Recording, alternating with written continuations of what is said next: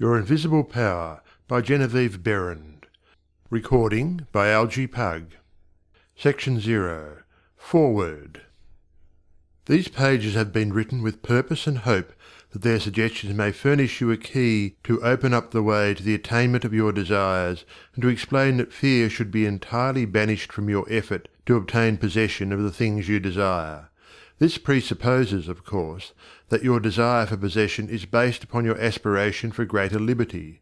For example, you feel that the possession of more money, lands, or friends will make you happier, and your desire for possession of these things arises from a conviction that their possession will bring you liberty and happiness.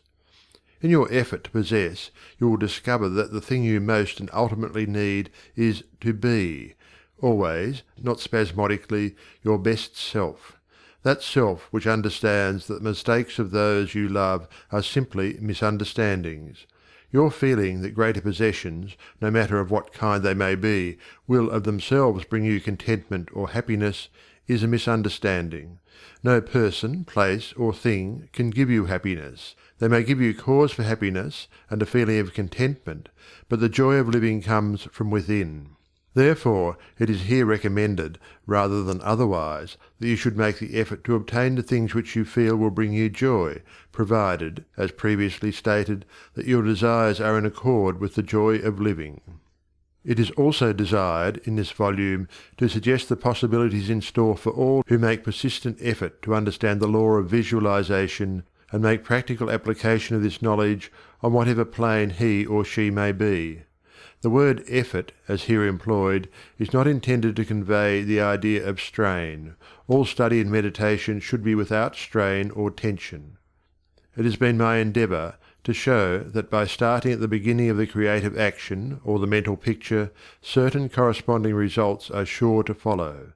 While the laws of the universe cannot be altered, they can be made to work under specific conditions, thereby producing results for individual advancement which cannot be obtained under the spontaneous working of the law provided by nature. However far the suggestions I have given you of the possibilities in store for you through visualizing may carry you beyond your past experience, they nowhere break the continuity of the law of cause and effect. If, through the suggestions given here, anyone is brought to realize that their mind is a centre through and in which all power there is in operation, simply waiting to be given direction in the one and only way through which it can take specific action, and this means reaction in concrete or physical form, then the mission to which this book is dedicated has been fulfilled. Try to remember that the picture you think, feel, and see is reflected into the universal mind, and by the natural law of reciprocal action must return to you in either spiritual or physical form. Knowledge of this law of reciprocal action between the individual and the universal mind opens to you free access to all you may wish to possess or to be. It must be steadfastly borne in mind that all this can only be true for the individual who recognizes that they derive their power to make an abiding mental picture from the all-originating universal spirit of life, God, and can be used constructively only so long as it is employed and retained in harmony with the nature of the spirit which originated it. To ensure this, there must be no inversion of the thought of the individual regarding their relationship to this universal originating spirit, which is that of a son or daughter, through which the parent mind acts and reacts. Thus conditioned, whatever you think and feel yourself to be, the creative spirit of life is bound to faithfully reproduce in a corresponding reaction.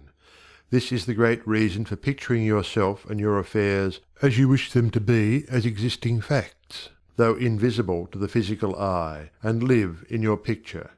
An honest endeavour to do this, always recognizing that your own mind is a projection of the originating spirit, will prove to you that the best there is yours in all your ways. End of Foreword.